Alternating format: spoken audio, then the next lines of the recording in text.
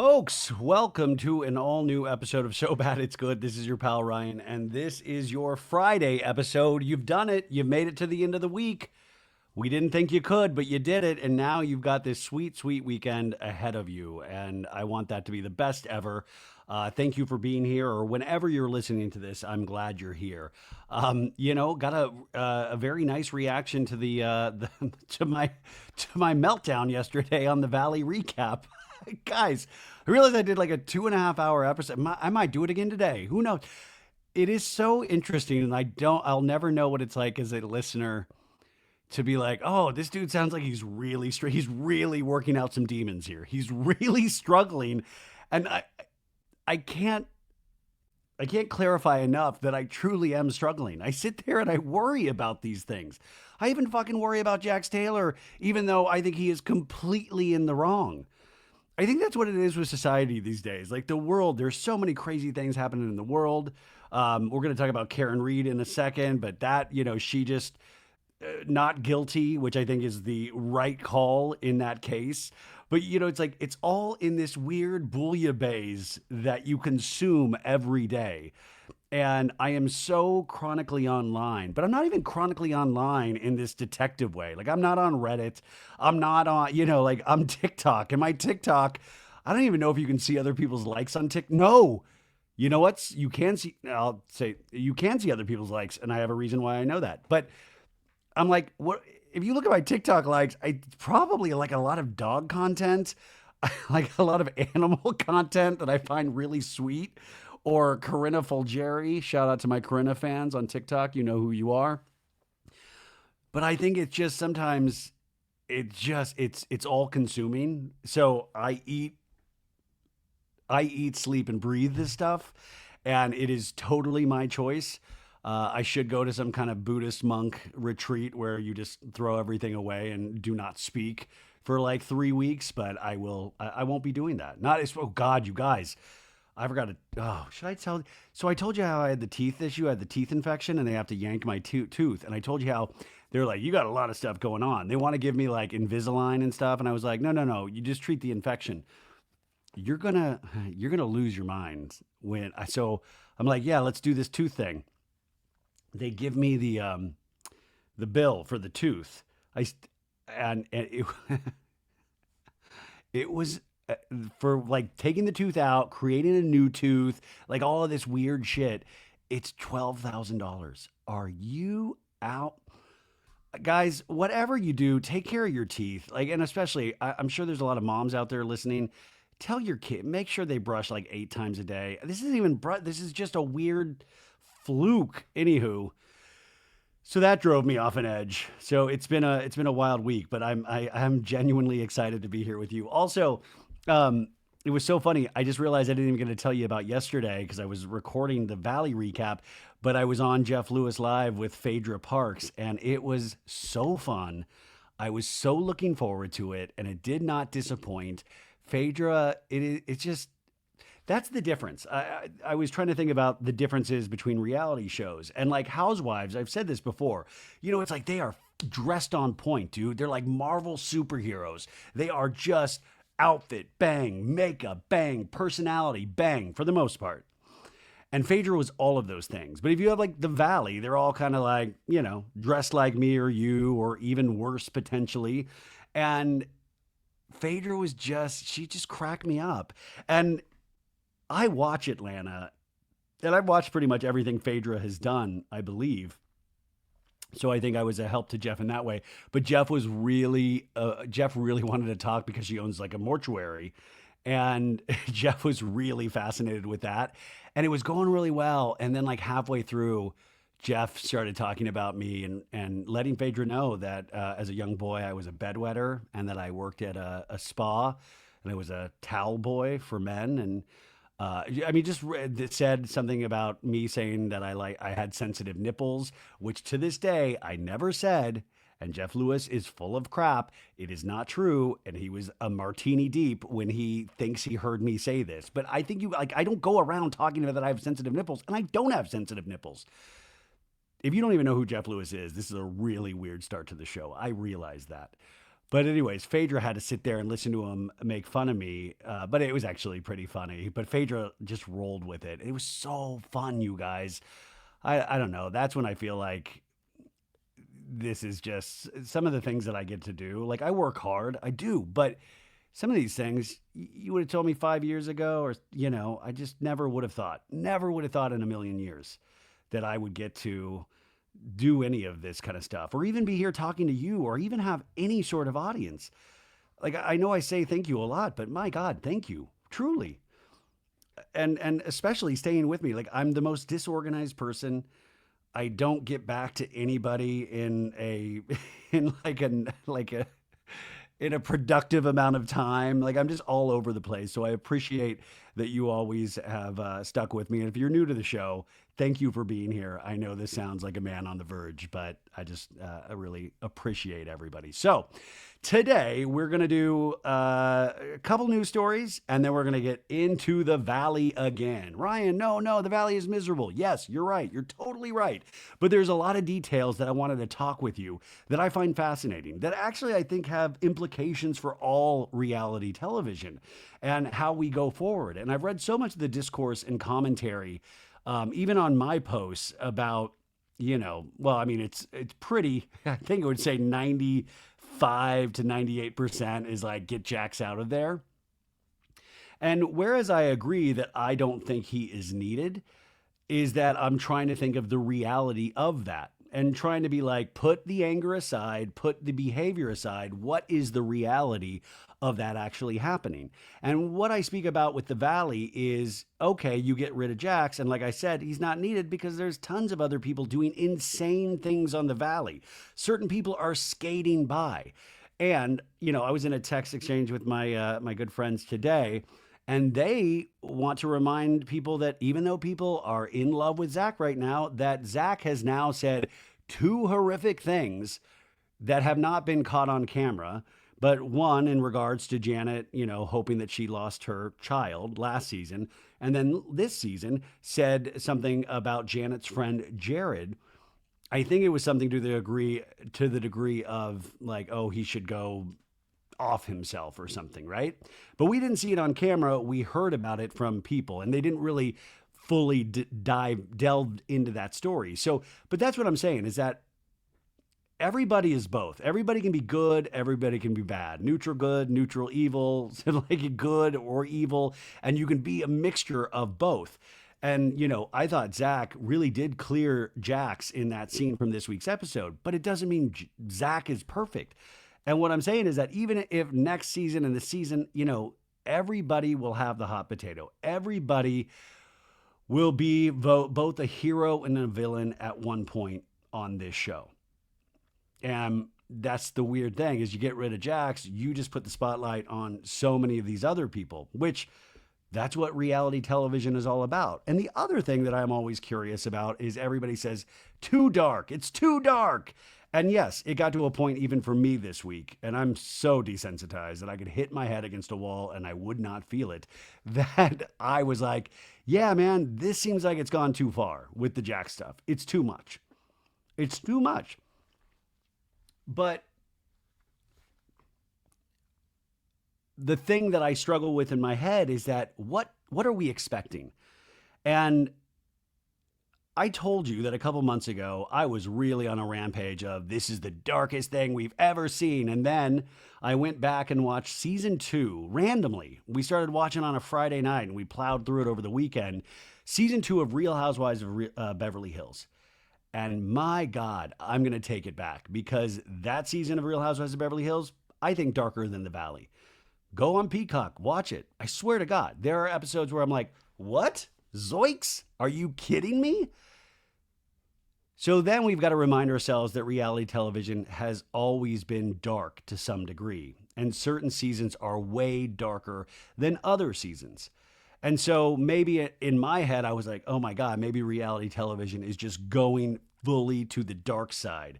And that's the only thing. And I did say after the Erica Jane, Tom Girardi storyline and then into Scandal, where it kind of gave unhealthy expectations for all Real Housewives and reality show storylines, because the old days of like, let's fight over our rooms on vacation, it wasn't going to cut it anymore.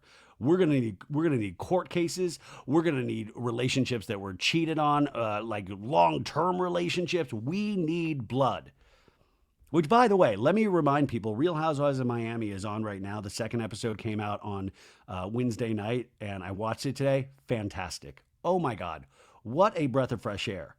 If you are thinking the valley is too dark, might I recommend Real Housewives of Miami? It is completely ridiculous. They are fighting over pseudo low stakes things.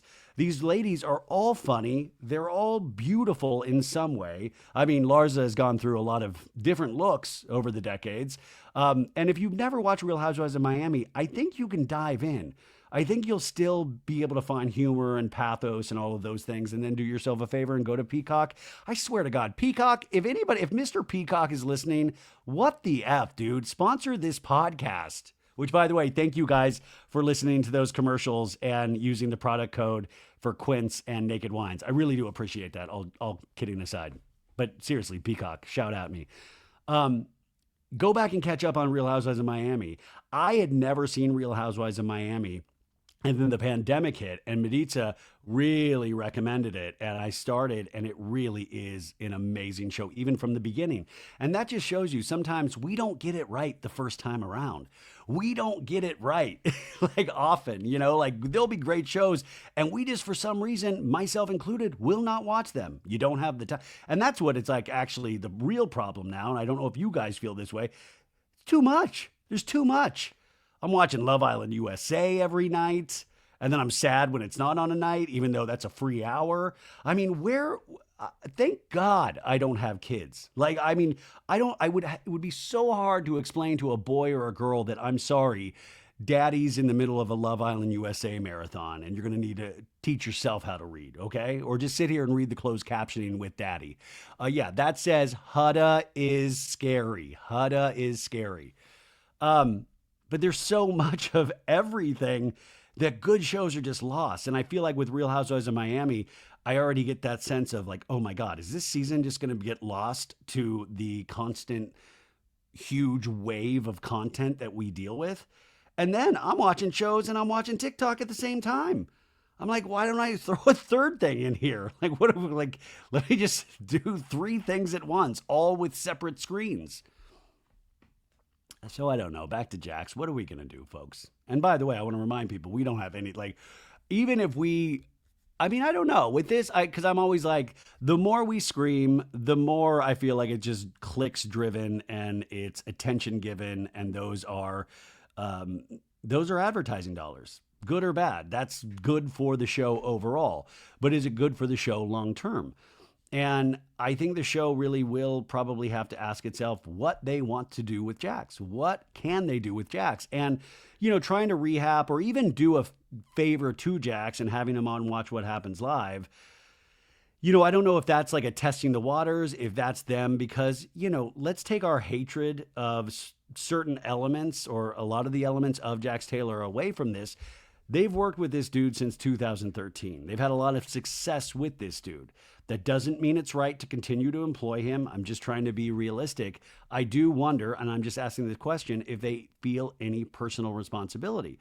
And like I said, if they do let him go, first off, I would figure that they would worry. I'm sure they're protected in terms of contracts and getting sued, but that's never stopped anybody in reality TV. They'll still sue. Does not matter what you've signed or what your own personal, what you've done yourself with your own autonomy of your body. They will still sue corporations. So I wonder if, they would be worried about that. And then B, I would just be worried for Britney. We saw those rage texts of like, I can't believe you took this from me. You ruined my dream by having him go to the mental health rehab facility. So imagine if he got let go, how much more insanity would Britney have to endure? Because if we watch What Happens This Week, you see a man that I don't believe has changed yet. And I'm not saying he has to be a change man. How can you make a change of like 47 years of human behavior? You can't change that in 6 months to a year. You have to do years and years of really, really hard work that is not fun, that is not sexy, that is not attractive. And doing that on reality television has to make everything that much harder, right? So today we're going to do all these solo Valley stories, Valley in the Valley universe. And then we have a guest, actually. We have Shelby with us, who is a licensed trauma therapist, and she's worked at a lot of mental health facilities in the Los Angeles area. And she reached out. And so we talked about what Jax possibly could have experienced and what the challenges are when you actually check yourself into a facility. And she made this great point too, is that just a reminder to everybody is that this wasn't court ordered, and it might have been suggested, it might have been strongly suggested, it might have said you have to go, but Jax made that decision. So you could only force so many things. If Jax wants to keep his cell phone and makes a big stink about it, they're trying to fill beds, and that's no knock on these facilities, but she does admit, as we all know, it is very hard to do any sort of real change in 30 days. But also, if you are continuing to use your phone and go on all of these quote unquote errands back to your house, it makes it sort of impossible. And also, that this facility, they are under it's kind of like a client attorney privilege. We will never know. One would assume that he was potentially a nightmare to deal with, especially if the story is to be believed that he made the poor girl at the front desk cry, that he must have been a nightmare. And especially, remember, he also got his condo next to Tom Schwartz. He did that while he was in that facility.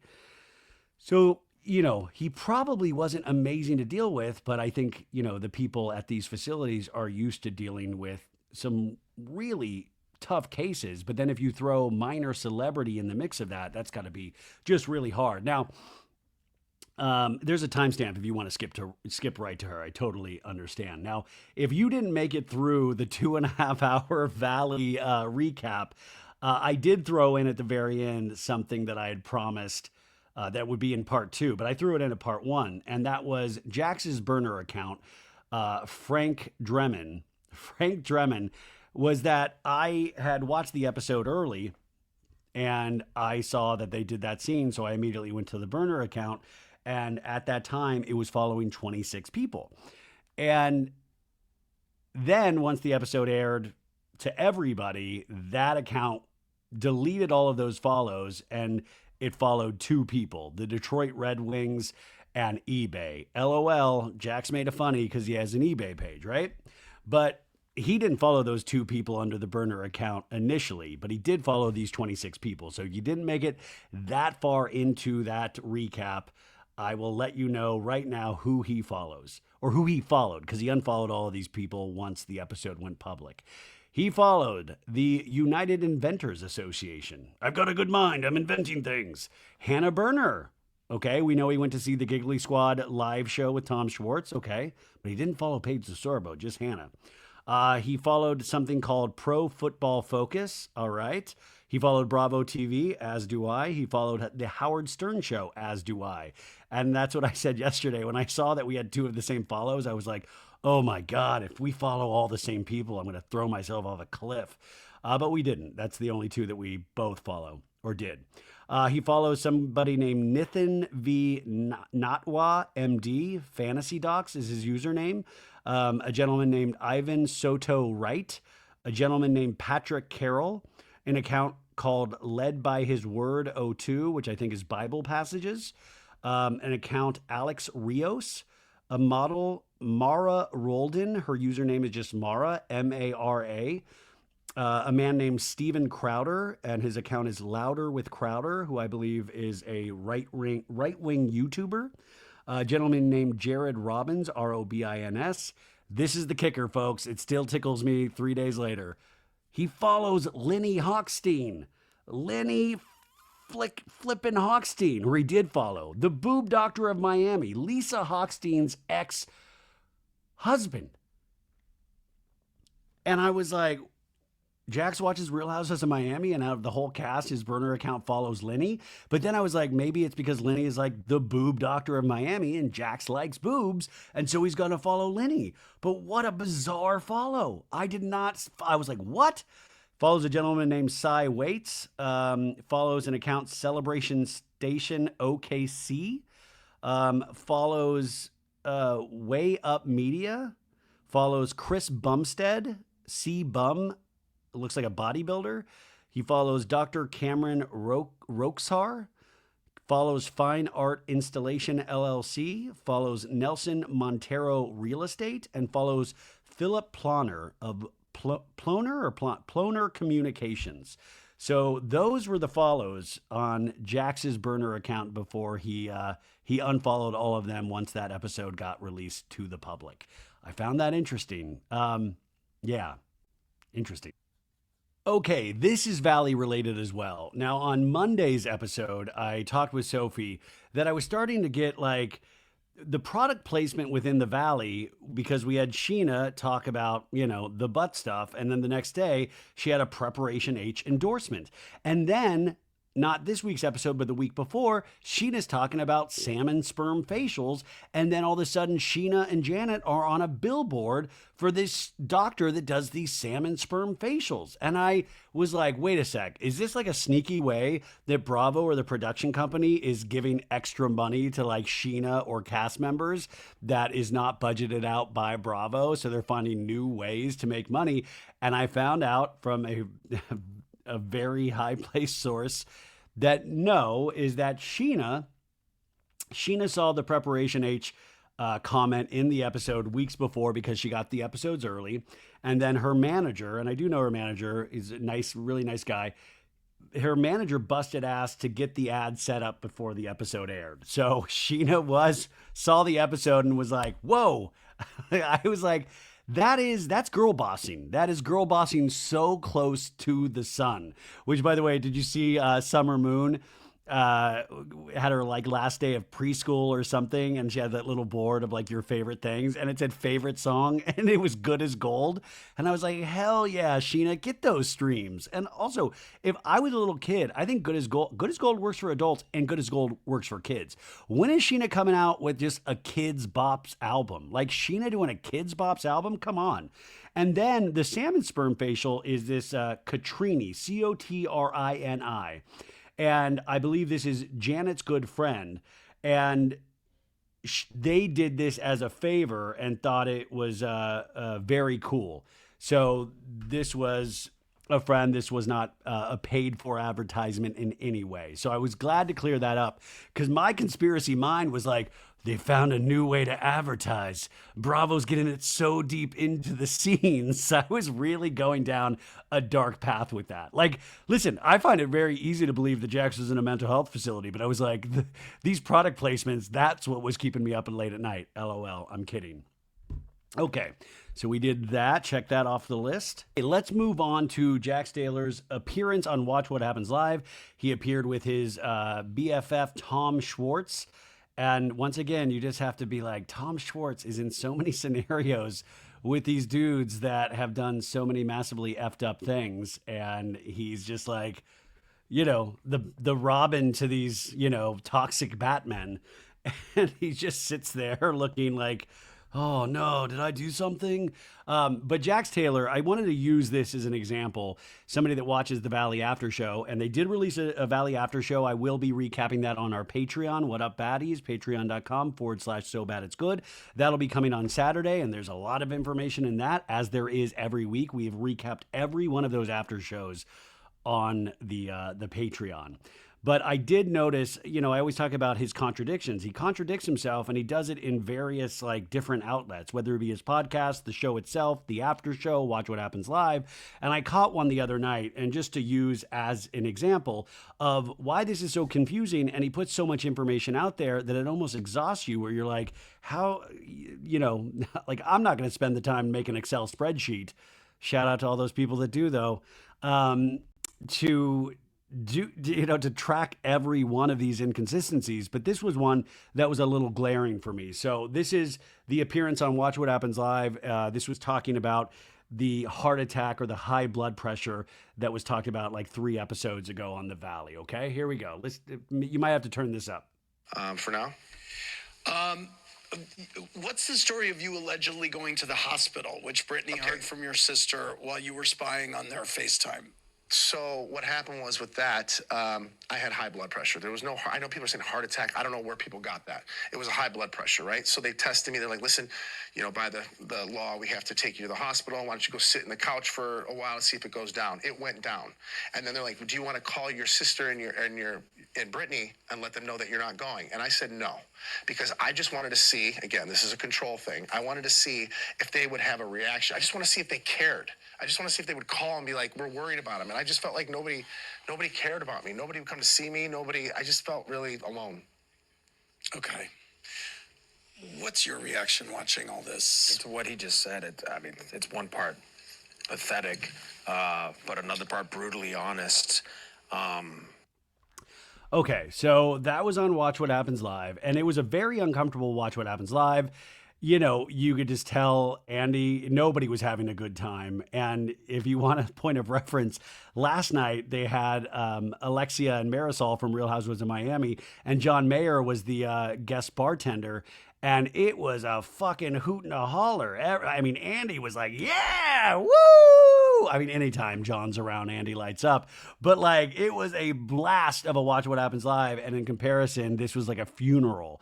And it was so uncomfortable. And I don't even think Andy knew where to go on certain things. And so it was just awkward. And Jax has put so much muscle on. Like, he's gained at least 25 pounds. And it's not just weight. I'm talking muscle. He looks like a pro wrestler.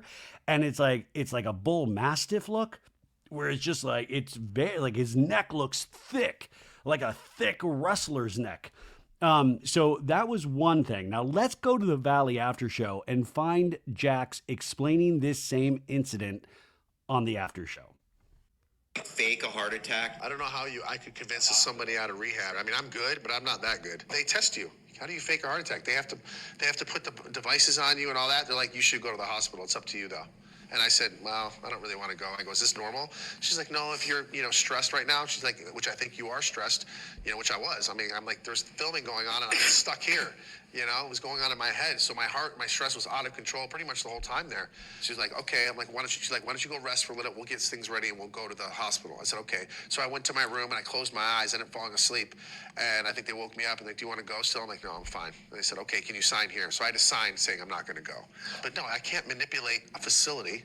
That's kind of crazy for me. I don't know. You're Jax Taylor. I mean, I've been known to manipulate some people, that's for sure. But I don't understand. I don't know how I can manipulate nurses. Well, it looks like he did manipulate nurses. Now, did you notice the difference? Did you notice in the Watch What Happens Live, he sat down on a couch, and on this story, he went to his bedroom and fell asleep, and they had to wake him up, and he had to sign papers. That's a big difference. And then earlier in the after show, they talked more about this. And this was what was said from Britney and his castmates. He had to fake that he was watching us, uncovered all the cameras again, fake that he was listening to us. I can hear everything, childish behavior, and fake a heart attack. He's going to the hospital. What do you mean? His blood pressure is super high. He manipulated the person at the front desk to lie. The therapist told us the next day that he did not go to the hospital. He faked a heart attack in rehab. He walked in and Jax the heart attack was just like, oh. That's what. No way. That's what Britney was told. Either Britney or Jax's sister called the front desk to confirm, and the girl was like, he's on his way to urgent care or something. I'm not sure. And then it was discovered later that Jax had never left the facility. He had no heart attack symptoms. He was just trying to garner sympathy from Britney because she wasn't responding. That's wild. I did talk to Jax about that. I'm like, dude, what the hell? And he's like, that never happened. I think Jax was just having FOMO in rehab. Britney wasn't responding to him for a while, so he wanted to get to her and make her worry. Okay. And Jax, if you're listening, don't be mad, dude. These are your own words. You put this stuff out there. And it does the one constant in both of those stories is that he was trying to garner sympathy from Britney and his family. And that to me speaks to the darkness of Jax and what he is going through. and he makes up these huge lies. And I think he also knows that that mental health facility can't confirm or deny any of this. They can't go on record. They can't sell a story to TMZ, or they would be in a boatload of trouble. But his stories change, right? He makes up things, and then he'll be like, "No, I mean, I've been known to manipulate people, but I couldn't manipulate nurses. Why? That's crazy. They're superheroes. There's no way they can be manipulated." Well, it seems like you did manipulate them.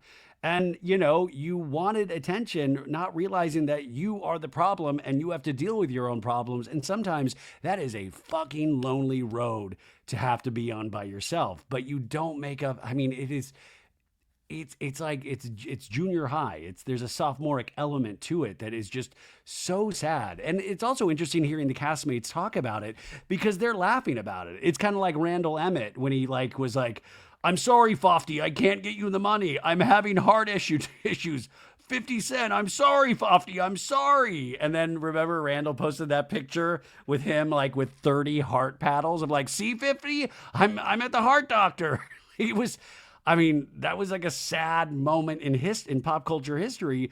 And here is Jax repeating like similar elements of that story all these years later. But they're all laughing about this story, and it's just very interesting, like how they treat people.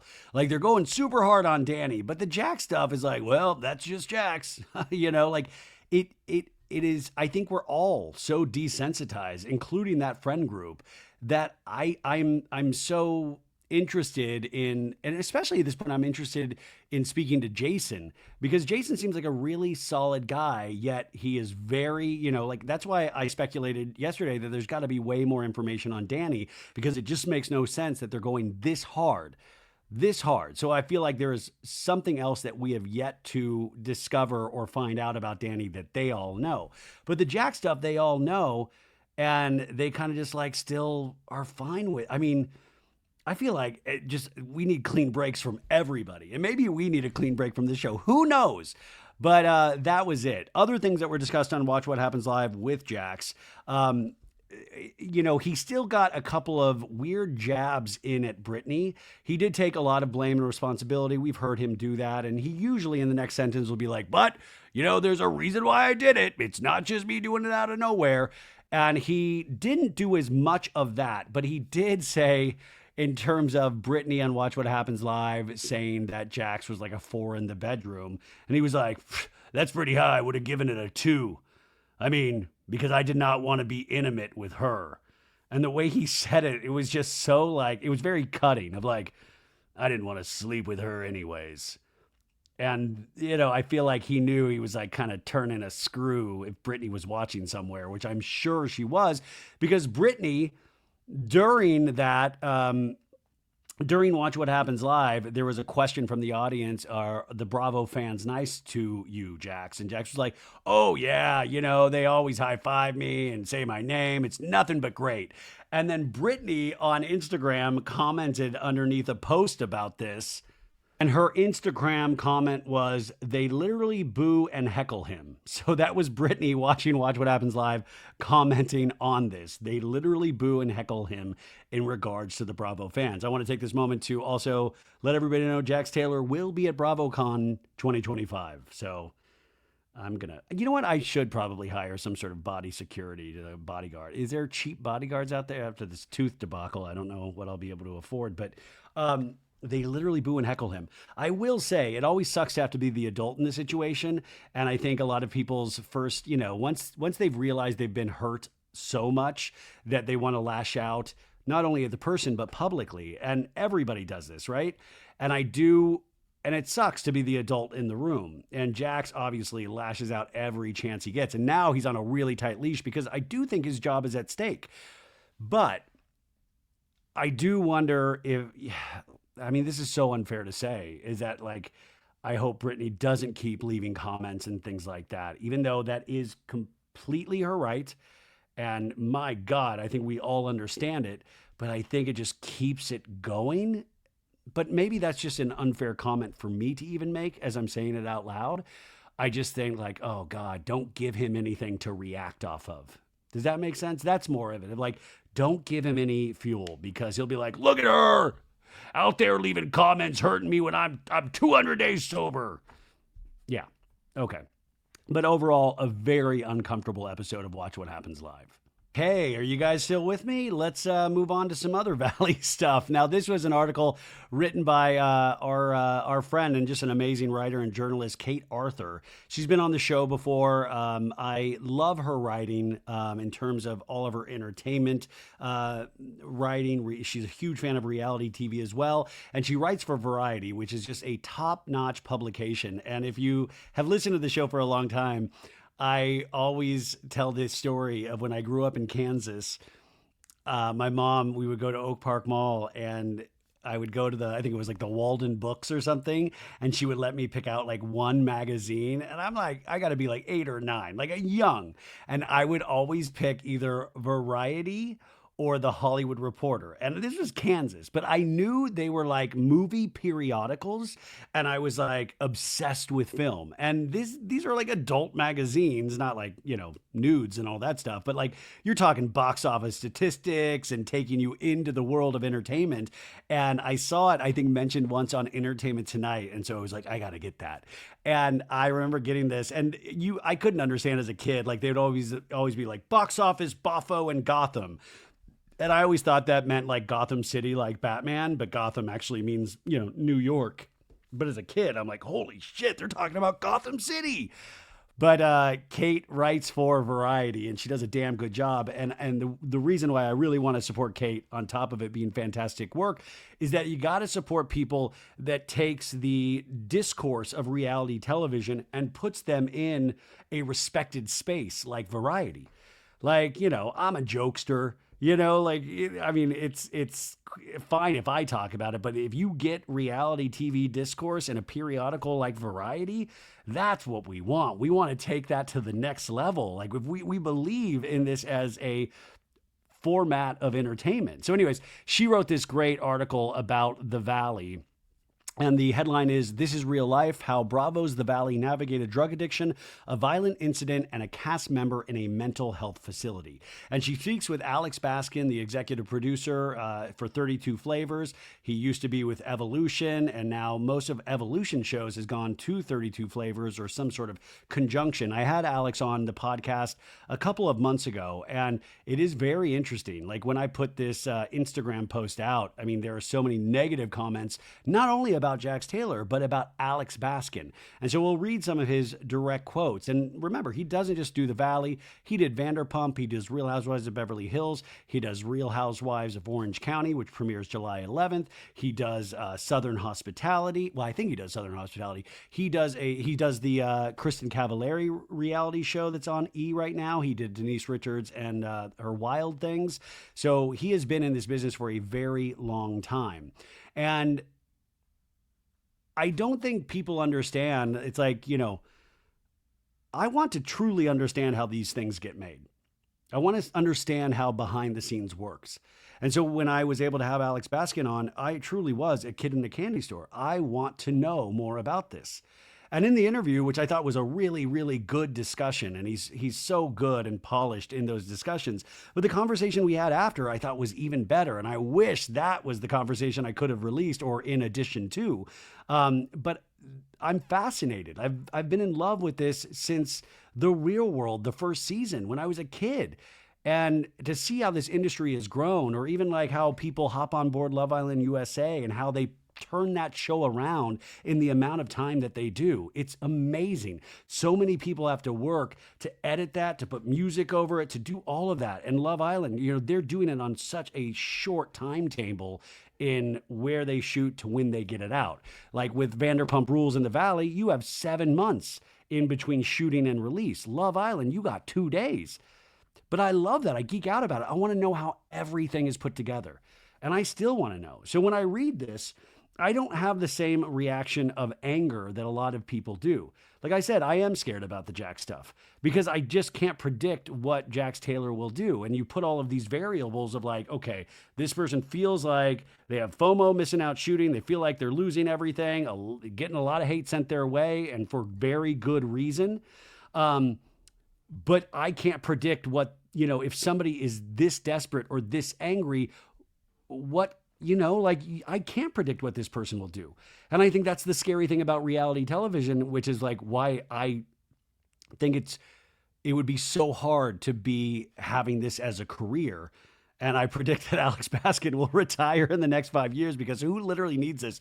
Go to narrative storytelling, produce like an NCIS show or something, because I mean, we keep them honest, right? We're all like hold their feet to the fire, but sometimes I don't know if we will stop and think about the reality of, think about your actual job and you're trying to get through the day.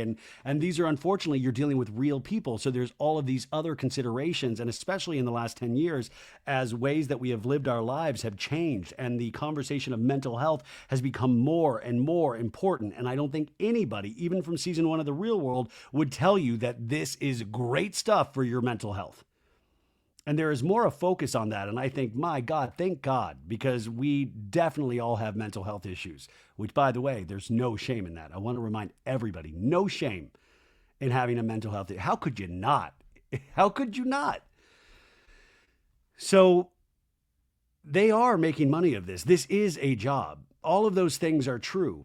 And I think what I try to get people to understand to some degree is that these people do care about all of these people, including Jax Taylor, including Sandoval. But at the same time, they're also trying to put this show together they're trying to get good ratings. They're trying, because they don't also want the other discourse that we have of like, God, this season sucked. Oh my God, Dog had a lizard funeral. Are you kidding me? Oh, come on. Dog was the best lizard ever. Rest in peace, Dog. And by the way, if you don't know that reference, go back and watch season 8 of Vanderpump Rules. My God, what are you, a bunch of rookies? Or was that season 9? Anywho, I'm going to take you through this article in my reporter voice. And we'll go through and we'll discuss some of these points that Kate talked about in her reporting. So it starts off with the toxic arguments between Britney and Jax, which she says are nothing new, obviously. It's why Cartwright left Taylor in January of 2024, taking their young son Cruz with her. But last July, 2 days before the show's second season started production, so this gives us a timeline, folks. Last July, 2 days before the show's second season started production, Taylor crossed a line. Cartwright and Cruz visited him at the Valley Village home where he continued to live, and while looking at the family iPad, Taylor found intimate texts between Cartwright and a friend of his. That's Julian. As Taylor later recounted in the season 2 premiere, I went full fucking unhinged rage. In a frenzy, Taylor flipped over a coffee table, which Cartwright says on the show hit her knee, hurting her, and it turned black immediately. He punched the wall, he threw furniture, breaking one of the kitchen bar stools. All the while, 3-year-old Cruz was in the next room. So immediately, within the first 2 paragraphs, Kate is able to really take you in there, suck you in, and also show you, once again, the darkness in which this situation lives in. And that also pointing out that a 3-year-old was there for all of this. Now, in the show's April 15th premiere, Jax strives to justify his actions in a confessional interview. Quote, I lost all control. I saw red. I had an out-of-body experience. He says, speaking to the camera, but show me a guy, show me a guy that wouldn't handle the situation the way I handled it, which I think you could actually, I know guys aren't in vogue, and nor should they be, but I think a lot of people wouldn't handle the situation that way. But also, guys, to my point earlier, that's what I'm scared at. What if he sees red again and the cameras aren't there?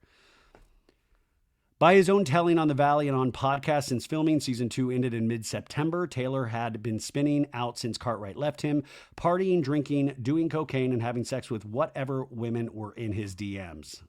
Ladies, I said this about the Tristan Thompson scenario back with Chloe back in the day. You gotta help yourselves. I can't believe that there is women out there just still offering sex. And there are. This truly is happening, and it's frightening, is that you got to say no to him because he's not going to say no to you, right? Taylor's volatility is partly what made him so skilled as a shit stirrer and chaos agent on Vanderpump Rules. the progenitor of the Valley, during which his relationship with Cartwright began. But measured against the Vanderpump Rules storyline known as the Scandal, the entrancing intra-cast cheating scandal turned international news story from spring 2023, Taylor's violent flare-up and the fallout from it has been its tonal opposite, deeply unsettling. Deeply unsetting. At the end of the second episode, Taylor checks into a nearby mental health facility, urged to go there by Cartwright, his sister, his team, the show's producers, and Bravo. So that's a great piece of information, right? He's urged to go there by Britney, Jax's sister, his team, which is Ryan Revel and Lori, the public relations public relations person, the show's producers, and Bravo. So 32 flavors and Bravo. They all urged him. Now, they can't tell him, but they urged him. But I also believe, truly, that they'll be like, hey, you got to do this, man. We urge you to go. And also, we're not going to be shooting with you. I do believe things were thrown out like that, but this article does not confirm that. He stays there for 30 days, during which he still manages to text Cartwright threats like, trust me, I gave my friends your address. They're going to stop by. While he's away, Cartwright consults a divorce lawyer about her estranged husband's behavior. At one point, the lawyer, eyes wide, says, this is not normal. When Taylor returns home in the June 17th episode, instead of trying to see Cruz, he gets Botox and a haircut. In the final scene, he learns Cartwright has filed for divorce in sole legal custody. Though reality programming has been consistently dismissed as fluff, even as it's become a dominant force in television, there are countless examples of how unscripted series have reflected real life in groundbreaking ways. Dating back to when Pedro Zamora, oh my heart, then dying of AIDS, starred in The Real World San Francisco in 1994. Oh, Pedro. Oh my God. On Bravo alone, amid lavish parties and glamorous trips, cast members have faced divorce, bankruptcy, illness, legal problems, imprisonment, abuse, and death by suicide. What sets The Valley apart is how much season 2 has turned its cameras on the darker realities of most of its ensemble, beyond even the Who's Afraid of Virginia Woolf, which that's a reference I talked about yesterday, which I love. It's a play, then a movie. Elizabeth Taylor won a bunch of Oscars. Mike Nichols directed it. It's fantastic film if you haven't seen it, but it's about, an alcoholic couple just going to town on each other, just fighting. But she says the Who's Afraid of Virginia Woolf tinged turmoil of Taylor and Cartwright's disintegrating marriage. The results have been as fascinating and layered as they are unprecedented. Divorcing real estate agents Jesse Lally and Michelle Sinai appear to loathe one another. She's accused him of blowing through their money, while he's called her a lying, cheating whore. Voice actor Daniel Bucco and former Miss USA Nia Sanchez Bucco, who were living in an overstuffed condo with their 3 small children, have presented a united front as Daniel's drinking has become a major storyline, centered on the time he got blackout drunk and inappropriately touched castmate Jasmine Good and her now fiancée Melissa Marie. Married couple Janet and Jason Caperna have stoked drama among the ensemble, especially around Bucco's drinking. An exception is the sweet love story of Luke Broderick and Vanderpump Rules alum Kristen Doty, who got engaged during the season. Doty gave birth to their daughter on June 11th. After the scandal caused Vanderpump Rules to become a rating sensation and eventual Emmy nominee, executive producer Alex Baskin resurrected a pitch he'd made to Bravo pre-pandemic for a show that cast members from the original could graduate into as they married, had kids, bought homes, and no longer worked at Lisa Vanderpump's West Hollywood restaurants. So like I said, is that the success of Scandal fully gave the green light to The Valley. That plan had to go dormant after Taylor, Cartwright, and Doty were let go from the Vanderpump Rules in 2020 for different reasons. But when the scandal brought all 3 back into the public eye as pundits, yes, there were pundits, most viewers welcomed them with open arms. There was an opportunity at that point because there was an overwhelming interest in the franchise itself, Baskin says. Erica Forstat, NBC Universal's Senior Vice President of Unscripted Current Production, agrees. Quote, it was a slam dunk, honestly. I think the audience wanted to see what was going on with those 3 at that time.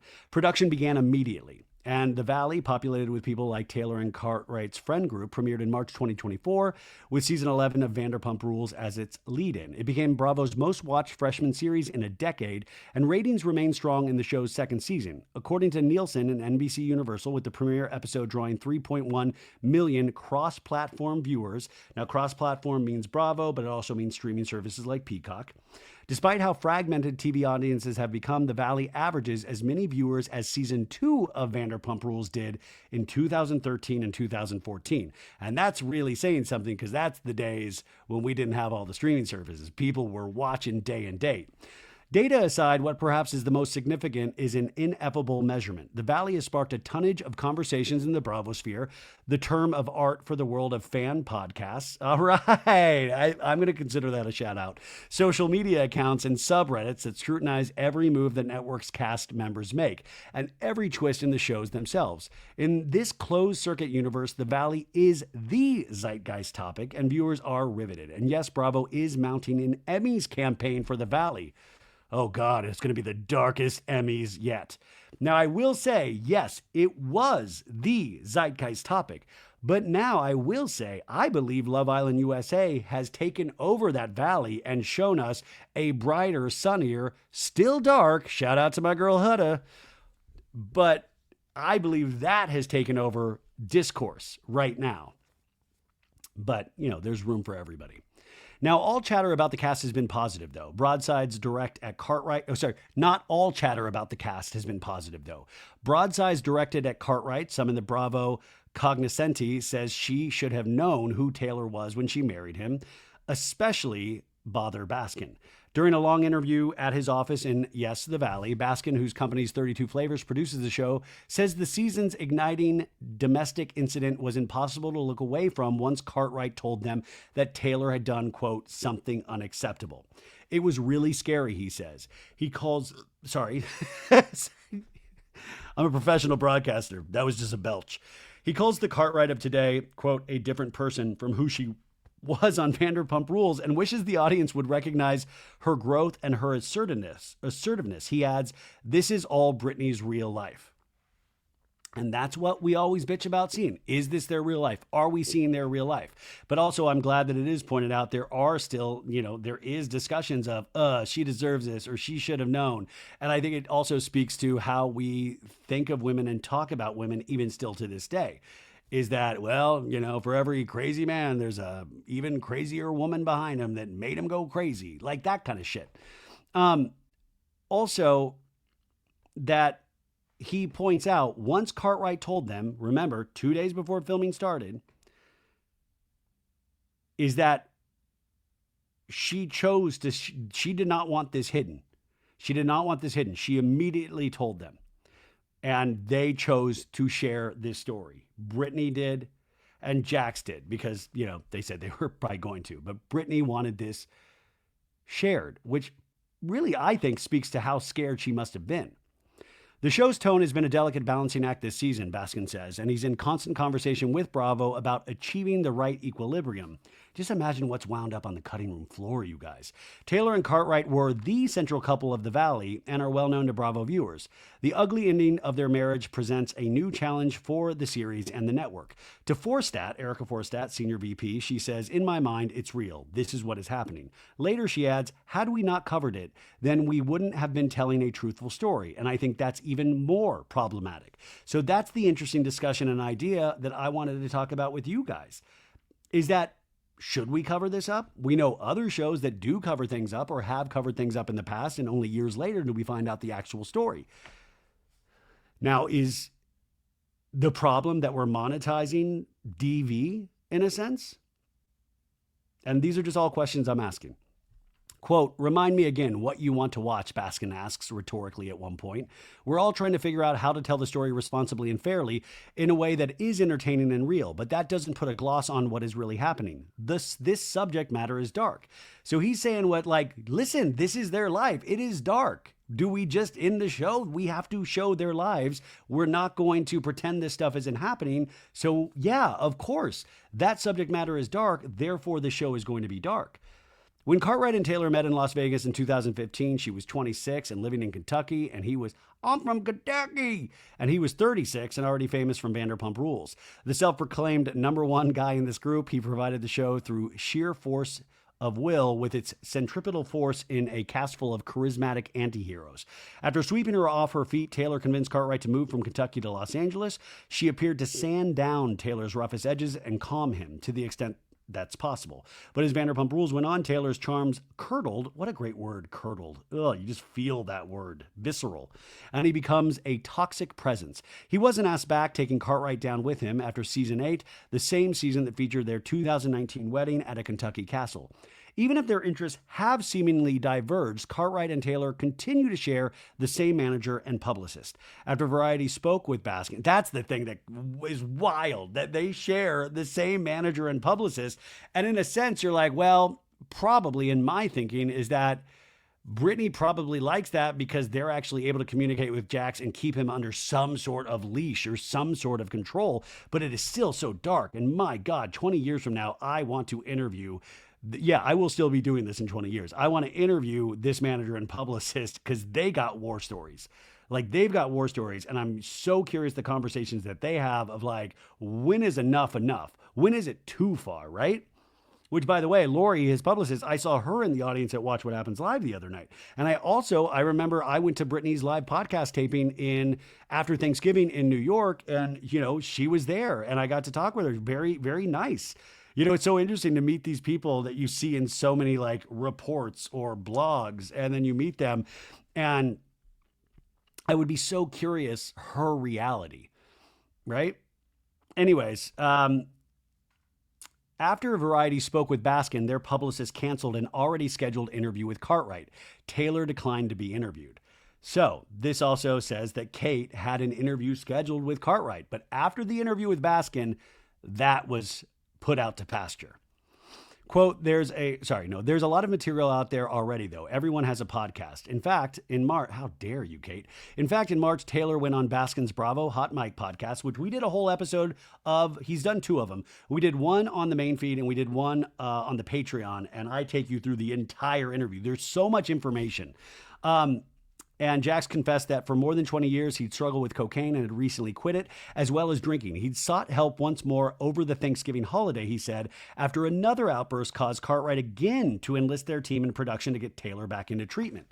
Okay, so September, we established the timeline of September 5th when Zach did that tweet of how does a man come out even, more toxic than when he went in.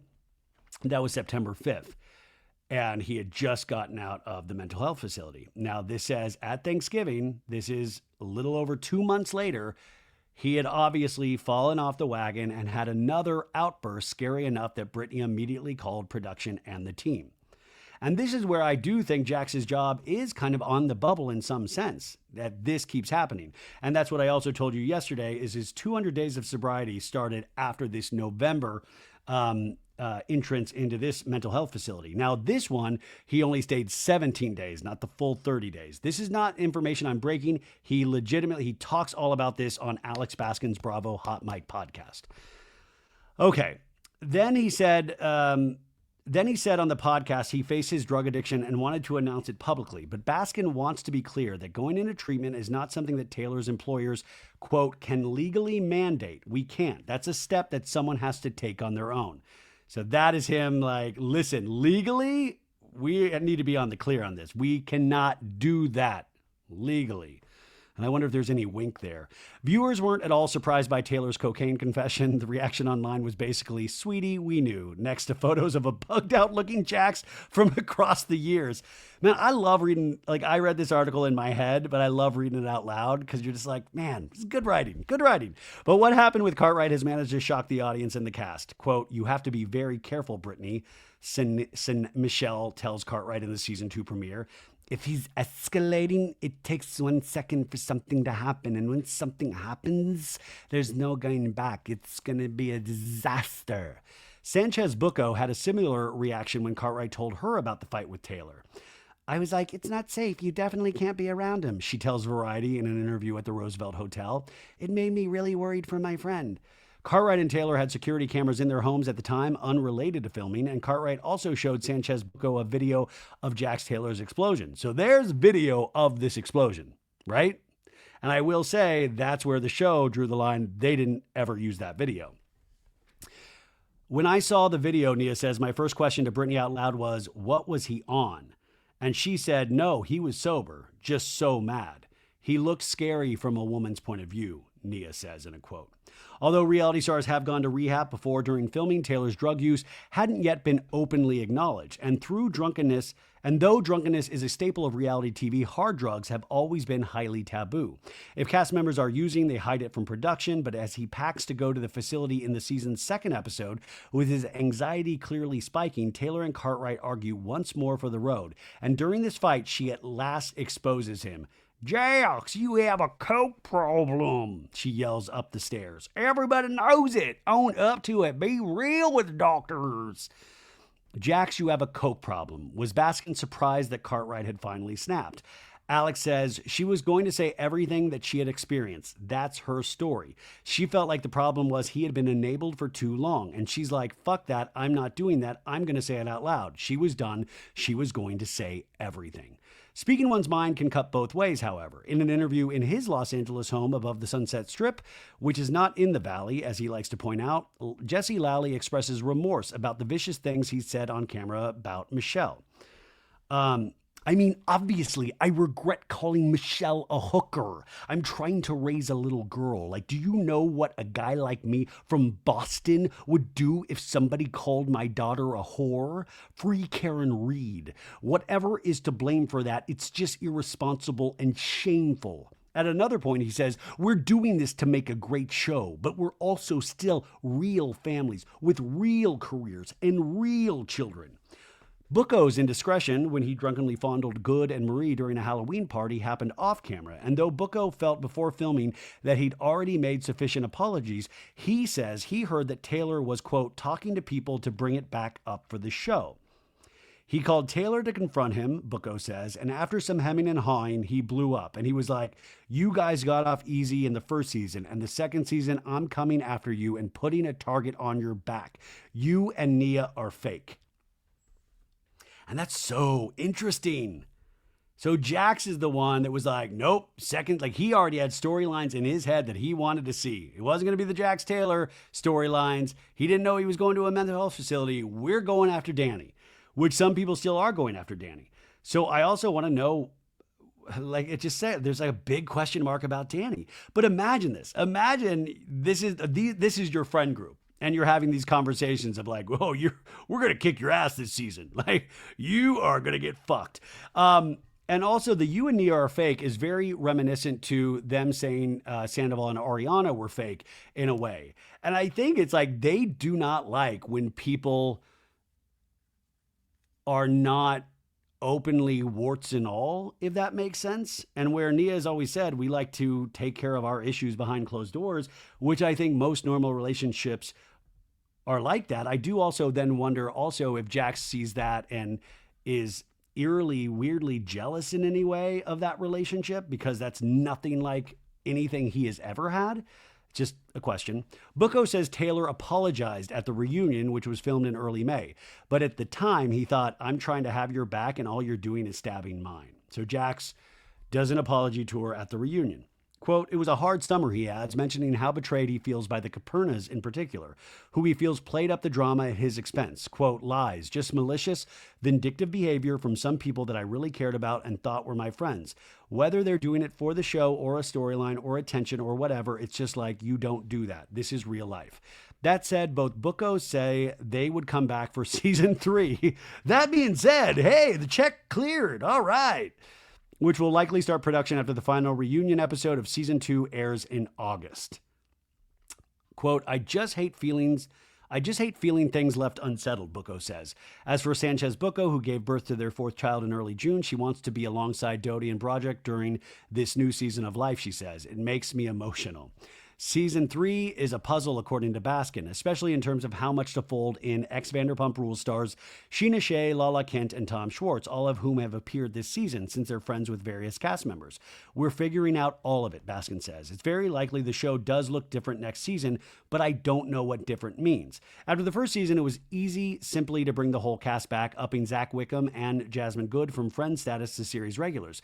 But there are now huge rifts in the group, and there's also the question of what to do with Taylor, who's done a lot of harm, but he has also sought help. The events filmed for this season took place 10 months ago, after all, and in a statement from his personal rep, Taylor says, I just celebrated my 200th day of sobriety from both alcohol and cocaine. It's been a long road and continues to be as I work through my mental health issues.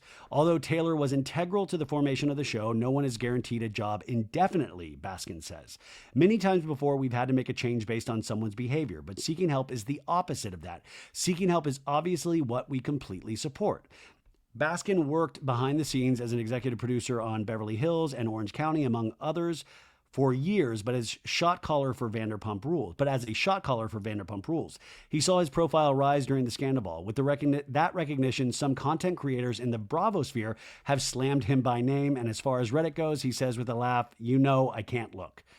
But Baskin specifically wants to address the frequent accusation that putting Taylor on television means the show and Bravo are platforming an abuser.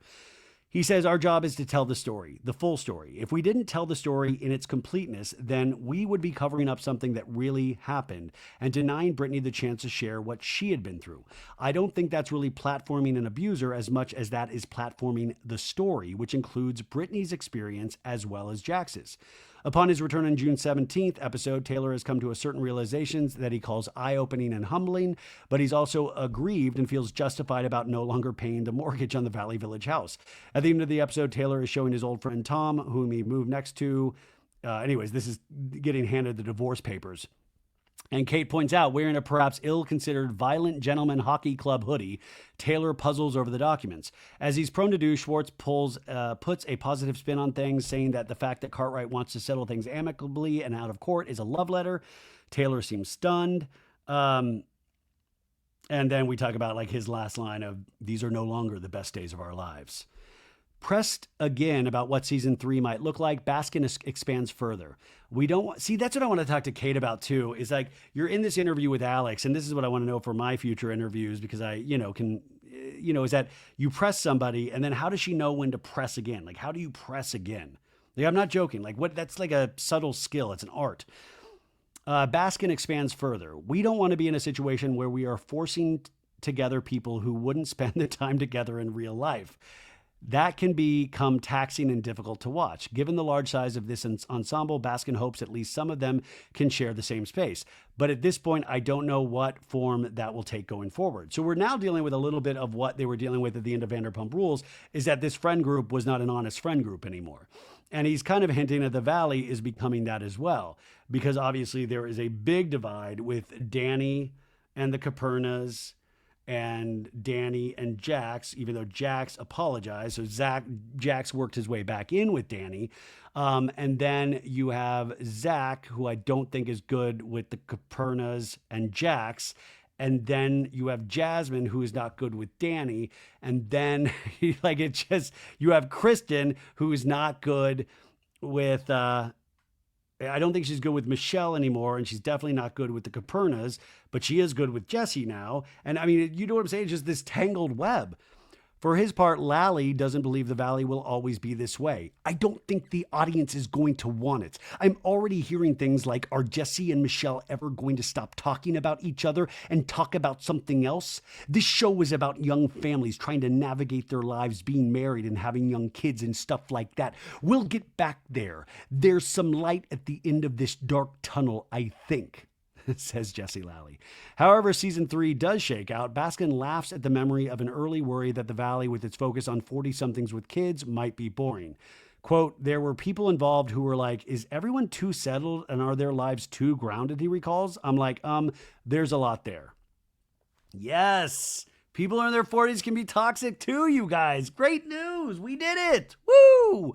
So that was a great article. Go read it in Variety. And in fact, Kate Arthur also did an interview with Ariana Madix that was in yesterday's Variety. Go check that out online. Go read it. I made a TikTok about it earlier. Yeah, I'm making TikToks. I'm a kid. Woo! And I think it's great. And also, I think the Ariana story is great to read after a story like this, because it shows you the other side. It shows some positivity. It shows these people that can outgrow reality and go on to something where they're not having to commodify or monetize their personal relationships or life. And I think it's really exciting. And Ariana, I just feel like has done it the right way. And I think she's a damn fine host. And it's just great. It's great to see these people graduate. Or a Paige DeSorbo. You know, like you're like, wow, you're really going out there doing things. And I think part of that is that when you can have the ability to do really high quality work and get a fan base that is not just Bravo heads like us, that's really exciting. You're like, wait, I don't have to like talk about my breakups? That sounds pretty good to me. And so you got to be really proud when these people graduate the Bravo sphere. And they'll always be tied to it and tethered to it in some way. But it's really great to see certain people break free.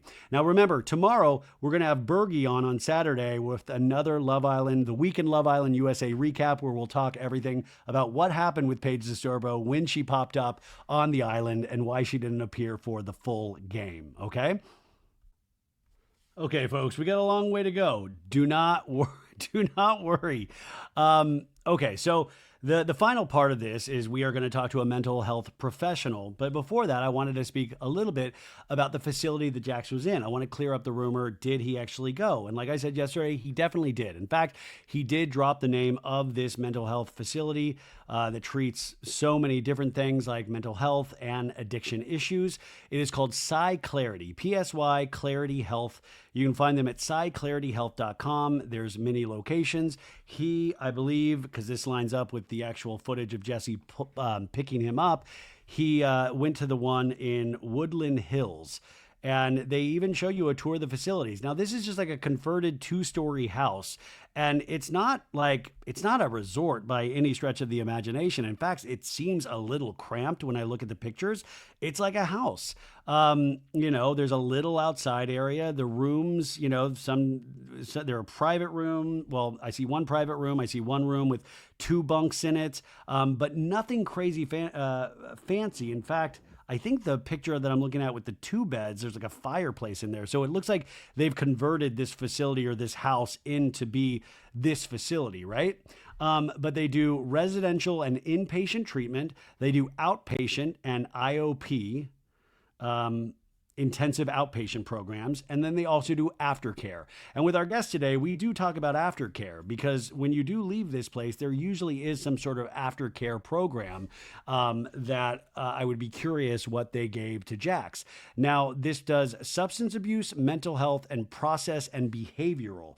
And that includes alcohol addiction, cocaine addiction, crack addiction, hallucinogen addiction, heroin, ketamine, marijuana, MDMA, meth, opioid. I feel like I'm at Coachella all of a sudden.